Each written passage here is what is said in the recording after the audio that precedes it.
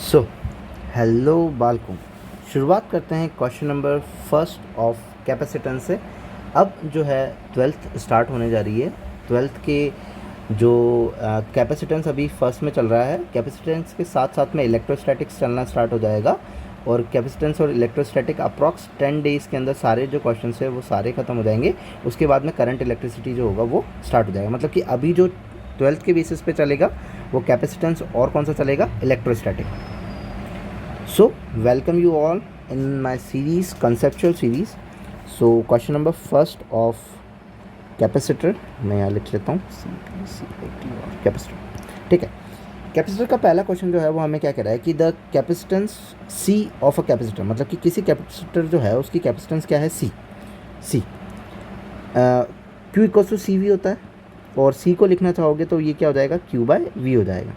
ये as such उसी तरह है जिसमें अपन कहते हैं कि voltage is inversely proportional to current, तो V equals to I R लिख देते हैं। और रेजिस्टेंस जो है वो V बाय आई के प्रोपोर्शनलिटी में या इन्वर्सली प्रोपोर्शनलिटी में आएगा।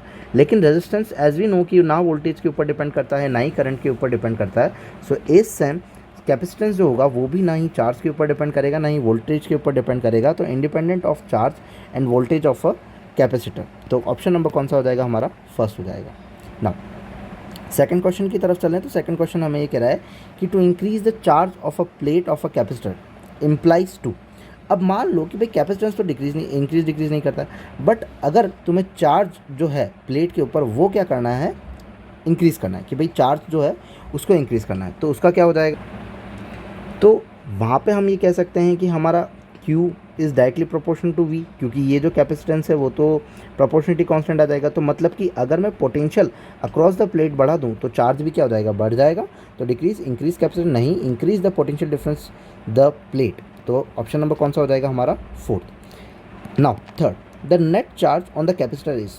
भाई कैपेसिटर के ऊपर नेट चार्ज क्या रहेगा, कैपेसिटर हमारा कुछ इस तरीके से रहेगा।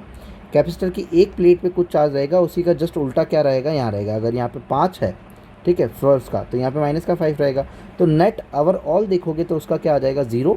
तो नेट कैपेसिटर के ऊपर जो चार्ज होता है वो एक्चुअली क्या होता है हमारा, 0 होता है। फोर्थ के ऊपर चलता है। तो which of the following called electrical energy tank. भाई स्टोर करके कौन रख रहा है, स्टोर करके हमारा कैपेसिटर रख रहा है, इसीलिए अपन इसको इलेक्ट्रिकल एनर्जी टैंक कह रहे हैं। क्वेश्चन नंबर 5 ये कह रहा है कि the potential to which a conductor is rise. अब पोटेंशियल को कंडक्टर को कैसे राइज कर सकते हैं, अमाउंट ऑफ चार्ज से कर सकते हैं बिल्कुल, और ज्योमेट्री मतलब कैपेसिटेंस को बढ़ा करके कर सकते हैं, ठीक है। कैपेसिटर डिपेंड नहीं करेगा, लेकिन कैपेसिटेंस की वजह से पोटेंशियल ज़रूर बढ़ जाएगा, ठीक। तो यहाँ पे ज्योमेट्री मतलब कि C जो है उसको बढ़ाएंगे तो V बढ़ जाएगा, और अमाउंट ऑफ चार्ज Q को बढ़ाएंगे तो पोटेंशियल जो होगा उसके अंदर राइज हो जाएगा। तो यहाँ पे अपना ऑप्शन जो हो जाएगा वो कौन सा हो जाएगा, थर्ड। फर्स्ट एंड सेकंड दोनों आ जाएंगे ना। सिक्स क्वेश्चन क्या कह रहा है कि a charge Q on a capacitor varies voltage as shown in the figure, the area of A O B represent. मतलब कि V Q, अगर एरिया, जब भी तुमसे क्या पूछे एरिया, मतलब कि तुम्हारा फॉर्मूला किस में बनना चाहिए, मल्टीप्लाई में बनना चाहिए। तो Q इंटू वी का कोई फॉर्मूला होगा, देखते हैं। Q equals to C V. अब Q इंटू वी तो है नहीं, क्योंकि अगर मान लो मैं इस साइड दोनों साइड मल्टीप्लाई करूँ तो Q इंटू वी और सी वी स्क्वायर आ गया। तो क्या तुम्हें ये फॉर्मूला याद आया, half of C V square, जो कि क्या है, एनर्जी का फॉर्मूला है। अगर मान लो कैपेसिटेंस को ओपन कर दूं तो क्या लिख सकते हैं, Q equal to C V और क्यू बाई वी। तो यहाँ पे क्यू बाई वी लिख दूंगा, वी से वी कैंसिल आउट हो जाएगा।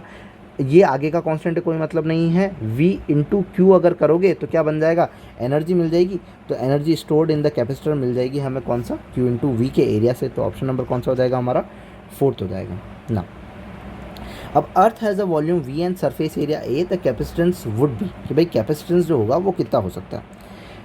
अच्छा, कैपेसिटेंस जो होता है उसका फॉर्मूला होता है 4 पाई एप्सिलॉन नॉट r, जो कि उसकी रेडियस के बराबर होता है। अब ये वॉल्यूम और एरिया का रिलेशन बोल रहा है रेडियस के रेस्पेक्ट में, कर लेते हैं। सो वॉल्यूम को क्या लिख सकते हैं हम, वॉल्यूम को लिख सकते हैं 4/3 पाई r क्यू। और एरिया को क्या लिखते हैं अपन, एरिया को हम लिखते हैं 4 पाई r स्क्वायर। तो 4 पाई r स्क्वायर को मैं क्या लिख सकता हूँ, एरिया। तो volume is equal to area. अब r स्क्वायर निकल जाएगा तो एक r बचा रह जाएगा, अपॉन में 3 तो है ही है हमारा, तो अपॉन में मैं 3 लिख देता हूँ। तो 3v, ये 3 ऊपर चला जाएगा, by a is equal to क्या हो जाएगा, r। मतलब r को क्या लिख सकता हूँ, 3v बाय a। तो यहाँ पे r को मैं लिख देता हूँ 4 पाई एप्सिलॉन नॉट 3v/a, तो 4 3 ज़ा 12 v/a ऑप्शन नंबर कौन सा हो जाएगा हमारा, थर्ड हो जाएगा। सिंपल है ना। मूव ऑन करते हैं, क्वेश्चन नंबर 8 की तरफ चलते हैं।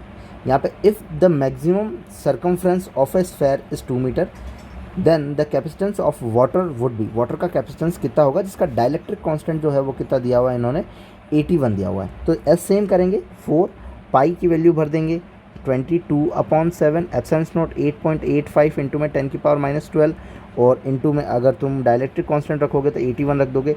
इसको सॉल्व करोगे तो फिक्सेशन है कि आंसर तुम्हारा अप्रोक्सीमेशन कौन सा निकल के आ रहा है, फोर्थ वाला पिको फेरेड का। ठीक है, 10⁻12 को क्या लिखा जाता है, पिको लिखा जाता है। 10⁻12 को क्या लिखा जाता है, पिको लिखा जाता है। तो ऑप्शन नंबर कौन सा हो जाएगा हमारा, फोर्थ। यहाँ पे इसको सॉल्व करने पे फोर्थ ऑप्शन बन रहा है ना। 9th की बात करते हैं। अब क्वेश्चन थोड़े से अच्छे होंगे, ध्यान रखना कि कैसे क्या चार्ज ट्रांसफ़र हो रहा है, किस में कितना हो रहा है। दो स्फेयर हैं जिनकी रेडियस है R1 और R2। मान लो कि ये जो दो स्फेयर हैं इनकी रेडियस है, एक की रेडियस है R1 और दूसरे वाले की रेडियस है R2। हैविंग इक्वल चार्ज, मतलब पहले दोनों पे इक्वल चार्ज पड़े होते हैं। मान लेते हैं कि इस पर भी Q है और इस पर भी क्या है, Q है। Joining together with a copper wire, दोनों को एक कॉपर वायर के साथ में अपन क्या कर लेते हैं, ज्वाइन कर लेते हैं। तो यहाँ के बीच में मैंने बना दिया एक कॉपर वायर और ये ज्वाइन कर दिया। If v is the potential of each sphere after they are separated from each other, मतलब क्या होगा, चार्ज का ट्रांसफर होगा। चार्ज, क्योंकि अगर रेडियस बराबर होती तो ऐसा कोई ट्रांसफ़र होता नहीं, क्योंकि भी पड़ा रहता। बट रेडियस डिफरेंट है तो चार्ज का ट्रांसफ़र होगा। और चार्ज का ट्रांसफ़र जैसे होगा जब तक इनका पोटेंशियल जो होता है वो सेम नहीं आ जाता। तो इनका पोटेंशियल सेम का मतलब कि दोनों पे क्या पोटेंशियल ना आ जाए, वी। मानते हैं कि Q1 चार्ज आ गया है, इस पर Q2 चार्ज हो गया है, R1 रेडियस का है, ये R2 रेडियस का है। Then the initial charge on both the sphere was, मतलब कि ये जो Q है वो पूछा गया है कि था क्या। देखो फॉर्मूला आराम से निकाल सकते हैं। ध्यान रखना कि Q1 चार्ज जो आया है वो कैसे देखते हैं। Q1 चार्ज जो आया है उसका फॉर्मूला है R1 plus R2 Q total. ठीक है, ये होता है Q1 का, ये हमारा फॉर्मूला है। इसको अपन मार्क आउट कर लेते हैं ना। अब अपन लिखते हैं Q1 equals to R1 plus R2 और टोटल चार्ज क्या हो जाएगा, Q प्लस Q, कितना Q, 2Q। अब Q1 क्या है, Q1 को ओपन कर सकते हैं, हाँ Q1 को ओपन कर सकते हैं इसके रेस्पेक्ट में। Potential is equal to K Q1 by R1, ये लिख सकता हूँ। तो Q1 को क्या लिख सकता हूँ, V R1 by K is equal to Q। So Q1 को मैं लिख देता हूँ V R1 by K is equal to R1 upon R1 plus R2 2Q। R1 से R1 चला जाएगा तो V bye K R1 plus R2 और ये 2 नीचे आ जाएगा और ये किसके बराबर आ जाएगा, Q के बराबर। तो हमारा जो पहले का चार्ज था वो कुछ इस तरीके से था। तो ऑप्शन नंबर कौन सा हो जाएगा भैया, सेकंड हो जाएगा। एक और चीज़ ध्यान से देखो, अगर इनकी रेडियस जो होती है वो इक्वल होती तो दोनों पे चार्ज जो बढ़ते वो क्या बढ़ते, बराबर बढ़ते। कब देखते हैं कि भाई अगर दोनों की रेडियस क्या होती, R1 और R2 दोनों की क्या होती, इक्वल होती, कि भाई दोनों के ही जो R1 और R2 है वो क्या है, सेम है। और Q चार्ज है तो कहीं जाता ही नहीं चार्ज, और चार्ज कितना आता, Q आता। तो R1 और R2 जब सेम होंगे तो क्या आ जाएगा, 2R आ जाएगा और 2 से 2 कैंसिल आउट हो जाएगा। तो V R बाय K आ रहा है। तो K, तो हमें तो पता ही है ना कि V equals to K Q by R होता है। तो Q को क्या लिख सकते हैं, V R बाय K, तो V R बाय K, बस सिंपल। अगर रेडियस सेम होती तो चार्ज कहीं ट्रांसफ़र होता ही नहीं। तो ये हमारा ऑप्शन नंबर आ जाएगा। नाउ 10th वाले की बात करें तो क्वेश्चन नंबर 10th जो है वो हमें क्या कह रहा है, दो स्फेयर हैं जिसकी रेडियस R1 और R2 have been charge with radius 1 centimetre 2 centimetre है और जिनको चार्ज किया है इतने से और इतने से coulomb of positive charge when they are connected with wire charge, मतलब कि देख रहे हैं कि भाई कैसा क्या है। ठीक, सो पोटेंशियल देख लेते हैं इसके ऊपर, क्योंकि भाई चार्ज ट्रांसफ़र होगा कब, जब पोटेंशियल डिफरेंस होगा। और पोटेंशियल डिफरेंस होने की वजह से चार्ज क्या होता है, ट्रांसफ़र होता है। तो V equals to K Q by R। तो K की वैल्यू सेम दोनों के अंदर कंपेयर हो जाएगी, कोई मतलब नहीं है। चार्ज 1.5 इंटू 10⁻⁸, R जो है वो 1 सेंटीमीटर दिया हुआ है।